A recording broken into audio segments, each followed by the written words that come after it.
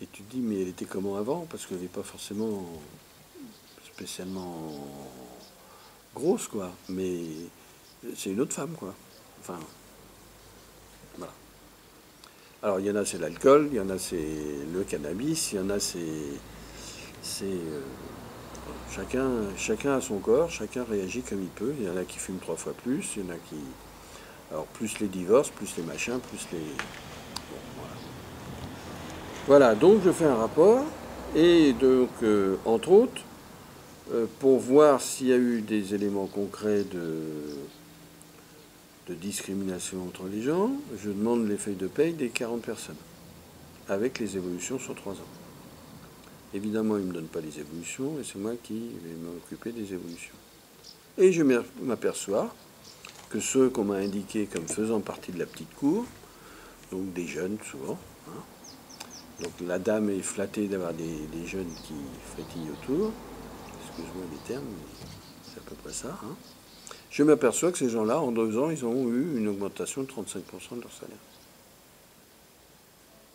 Et puis, il y a les 2 syndicalistes, eux, 0%. Alors normalement, tout le monde doit gagner, alors il y a une rémunération individuelle de 1,7%, et puis après, non, pas individuelle, collective, oui. Oui, c'est par prime, évidemment. Et alors il y en a un, c'est plus de 35%, et il y en a la dame de 60 ans, 0%. C'est déjà le rebut. Voilà. Et tous ceux qui ont bougé, parce qu'il y a un moment donné, 2 mois avant mon enquête, il y a eu une journée, alors pas une journée convivialité, mais c'était un peu le même genre, une journée où tout le monde devait se dire tout, et tous les chefs étaient présents, d'un PowerPoint, un psychologue qui est présent, etc., etc. Et donc il y a des gens qui tombent dans le panneau et qui commencent à dire tout ce qui ne va pas. Et il commence à le dire, et alors les gens, il y a quelqu'un au tableau qui écrit les récriminations. Et il y a 3 personnes qui s'avancent et qui vont en prendre dans les jours suivants plein la gueule. Dont 2 qui vont partir en claquant la porte. Et ces personnes qui... Alors dans le compte-rendu, évidemment, de cette journée convivialité, toutes les récriminations qui pouvaient être... autour de l'organisation du travail et des favoritismes et des chouchous et des machins comme ça. Tout ça, évidemment, disparaît du compte-rendu. Par contre, les personnes qui ont dit, et certaines autres personnes qui étaient présentes dans la journée de convivialité, sur une péniche, enfin, un truc, elles notent toutes les récriminations et elles me donnent les récriminations. Et donc, dans le rapport, je relis, enfin j'écris toutes les récriminations qui étaient au tableau. Et il y en a 4 pages dans le rapport. Parce que vraiment, il y a des gens qui sont vraiment lâchés, qui n'ont rien compris sur le fond, puisque dès le lendemain, ils étaient sanctionnés. Et donc, j'ai mis ça dans le rapport, entre autres. Et alors, sur les discriminations en raison de la rémunération, enfin non, du fait qu'ils étaient syndicalistes, c'était évident. Donc il y avait 3 personnes à 0%, c'était les 2 syndicalistes, et vulgairement ce que j'appellerais la vieille. Hein. Et puis les jeunes couillons, là, toujours prêts à... bon, voilà, et j'ai décrit tout ça dans le rapport. Et donc, arrive le CHS suivant, je dis, ben écoutez, je viendrai avec mon rapport. Alors, l'employeur me demande le rapport, je lui dis non, je vous le donnerai, il n'y a pas de problème. Je vous le donnerai, mais je tiens à le lire. Voilà, et donc je suis arrivé au CHS. Alors, il faut savoir qu'il y a un syndicat majoritaire qui est proche de la direction, qui avait déjà écrit un tract contre ma façon de faire, c'est-à-dire d'avoir fait une enquête. Cette enquête-là? Oui. Et qui avait fait aussi un tract contre mon ancien collègue et qui avait mis un procès verbal pour durée du travail, excessive, bien trop excessive. Et le syndicat avait écrit ça va porter préjudice à notre employeur, à notre entreprise. ne savons même pas si notre entreprise pourra payer l'amende. Bon, l'amende, c'était 60 000 euros. Hein. Un truc, enfin, une somme conséquente, mais complètement dérisoire par rapport Pour à l'entreprise. l'entreprise. Mm. Voilà, donc j'expose, je lis mot à mot mon rapport de 40 pages. Donc il se passe 1 heure, 1 heure et quart, je sais pas, 1 heure et demie. C'est inédit, ça. Ça, c'est pas fréquent, en tout cas. Ah ben moi c'est la première fois, oui. Ouais. Personne, il t'interrompt pas? Ou il te questionne pas sur pourquoi Je- tu fais ça? Alors, il veut m'interrompre, je dis attendez, je finis, puis après, Et toi, tu le faisais pourquoi? je le faisais pourquoi? Parce que, j'avais une exclusivité, entre guillemets, c'est qu'il y avait 3 personnes qui avaient des envies suicidaires, et ça, ils l'ont toujours nié. J'ai constaté avec les feuilles de paye qu'il y avait des discriminations. Il y avait 2 syndicalistes. Les 2 syndicalistes en prennent plein la gueule. Et en plus des anciens, quoi. Des types qui ont 20 ans de boîte et qui connaissent parfaitement leur boulot. Et donc, après ça, je donne mon rapport écrit à chaque personne autour de la table. Le DRH d'abord, son adjointe, le médecin du travail, et un par syndicat. Et je dis, bon, bah, j'ai fini. Enfin, après ça, 40 pages, c'est plusieurs heures. Ah non, non. Comment non? Non, c'est 1 heure et quart, 1 heure et demie. Ah. Non, c'est les 40 pages espacées. Hein. Hum. Voilà, donc j'attends la réponse et le DRH me sort une langue de bois, commence à me dire mais les chiffres c'est faux, sur les rémunérations des représentants du personnel. Écoutez, nous avons d'excellents rapports dans cette direction. Jamais quelqu'un de la direction n'est venu me voir. Jamais personne n'est venu voir mon adjoint. Enfin, tout ma poule. Etc. Il me prend une demi-heure. Le syndicat majoritaire proche de la direction prend la défense de la direction. Les autres?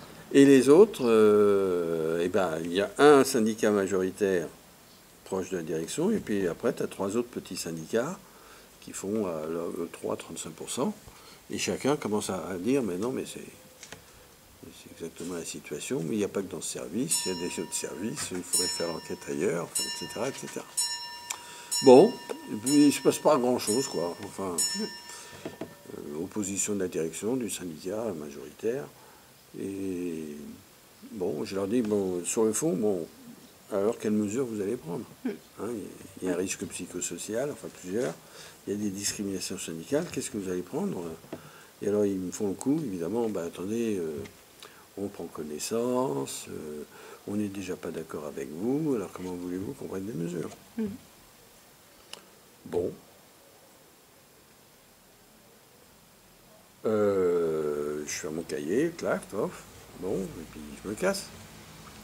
Le CHS est fini, etc. Alors, il se passe 3 semaines, 1 mois sans rien, donc je relance, je réécris. Dites donc, j'ai cru dans une autre vie avoir fait un rapport sur un service. Pour les discriminations syndicales, elles sont avérées, les calculs sont Et bons. en raison de l'âge. Oui, et c'est avéré.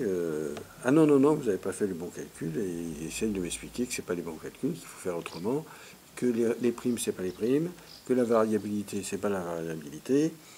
Moi, je lui dis, écoutez, au bas du bulletin de paye, c'est ça qui compte. Hein. Oui, mais vous confondez, ils ne sont pas de la même qualification que les autres, ils ne sont pas ceci, ils ne sont pas cela. Écoutez, moi, je constate que tout le monde a... En moyenne, sur les 40, la moyenne était sur 3 ans 12% d'augmentation, qu'il y en a qui étaient à 38, et qu'eux, ils étaient 0 tous les 3. Bon, voilà. Et puis alors, par rapport au suicide, qu'est-ce que vous faites? Enfin, Au risque. au risque de suicide, qu'est-ce que vous faites? qu'est-ce qu'ils font? Eh bien, ils écrivent à mon supérieur hiérarchique à l'administration centrale. Monsieur Sinigalia a fait un rapport partial, non objectif, etc., etc. Voilà, donc ils avaient trouvé l'idée de faire ça. D'autant plus que la responsable de tout ça, de tout ce service, qui n'était pas la responsable du service, mais au-dessus, était une énarque, elle est toujours énarque d'ailleurs, et était l'ancienne directrice de cabinet de Xavier Bertrand, donc du ministre précédent. Et donc elle avait toujours ses entrées au ministère, et donc elle écrivait au directeur général du travail, qui est mon N+5 là, ou je ne sais pas combien, N+6, clin d'œil. Voilà. Donc il a fallu que je fasse un rapport pour expliquer à mon directeur N+3, là, 6, je ne sais pas combien, pourquoi j'avais fait ce rapport, 2, justifier ce que j'avais écrit, 3, répondre, quoi, pour qu'il puisse répondre à la direction en question, à l'entreprise en question. Si j'ai bien compris, mais je n'en ai pas la preuve formelle, ils n'ont jamais réécrit. Enfin, mon administration n'a pas écrit à l'employeur en retour. Est-ce qu'ils se sont téléphonés? Alors, on ne sait jamais. On ne sait jamais. Sauf quand ils écrivent vraiment pour... alors, quelquefois, ils nous soutiennent. Là, j'ai eu strictement aucun soutien. Et c'était drôle, parce que moi, j'ai appris qu'elle était l'ancienne directrice du cabinet du ministre pendant l'enquête, tu vois. Et c'était drôle parce que... Et plus tard, tu as eu des nouvelles de cette entreprise? Alors, j'ai réécrit. Alors, chose extraordinaire quand même. Ah, tu leur as réécrit après le... Ah bah, plusieurs fois. Oui. Ah non, mais attends, je lâche pas le morceau. Ce qui était extraordinaire quand même, c'est que 4 mois après, le DRH saute. C'est-à-dire que il devait prendre sa retraite, on lui a dit bon, tu la prends maintenant, reste chez toi. La chef de service, celle qui était courtisée, saute la première, 2 mois après. Le sous-directeur DRH, le numéro 2 du DRH, saute aussi. Vous restez chez vous, on continue à vous payer. Donc il y a eu des effets. Mais évidemment, jamais ils ont constaté, oui, ils ont reconnu qu'il y avait de la souffrance, jamais ils ont reconnu qu'il y avait de la discrime, jamais ils ont reconnu qu'il y avait un problème de management. Donc j'ai fait un PV quand même. Bah oui, je fais le rapport, ils ne me répondent pas, ils me répondent de travers, ils interpellent ma direction. Enfin bon, ça va. Donc je fais le PV, donc le PV est un peu un copier-coller du